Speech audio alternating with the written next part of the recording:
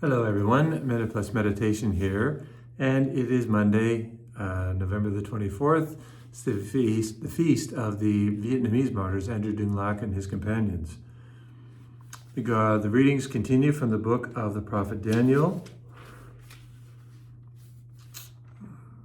Actually, they start for the book of Daniel.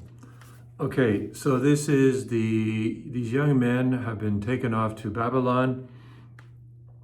They're set aside to be trained by the king's people in order to serve the king. And they're going to get a portion from the royal table, which means, fine foods and so on. So we'll pick up here. But Daniel resolved that he would not defile himself with the royal rations of food and wine, which would have been actually very good in those days. So he asked the palace master to allow him not to defile himself. And basically he says, he speaks to him, and because he's won his favor, the importance of personal relationships, he wins his favor, or he has won his favor already. This guy at least says, if I do this, I'll be in danger if you look worse than the others. So Daniel says, please test your servants for 10 days, and let us be given vegetables to eat and water to drink. You try and eat on vegetables and water.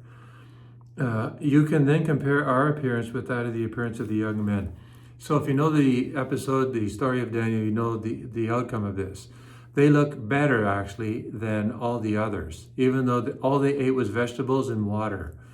So they were willing, the point here is they were willing to make sacrifices. They were willing to mortify themselves in order to be faithful to God. And that is as applicable today for you and for me. What sacrifices are you willing to make?